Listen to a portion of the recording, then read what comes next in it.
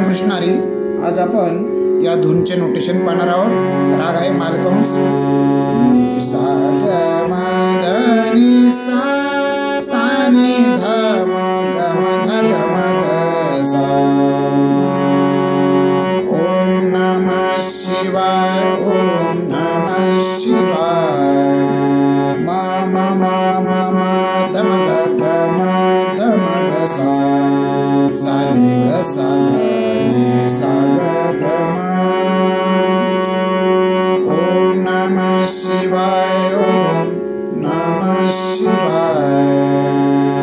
म म म म म ध म ग ग म ध म ग सा। सा नि ग सा ध नि सा ग ग म। सोमेश्वराय शिव रामेश्वराय। ग म म ध नि नि सा सा सा ग नि सा। नि नि नि सा नि ध ध नि सा नि ध म। सोमेश्वराय शिव रामेश्वराय। हर हर भोले नमः शिवाय।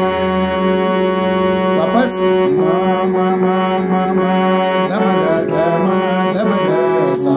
सा नि ग सा ध नि सा ग ग म। ग म म ध नि नि सा सा सा ग नि सा।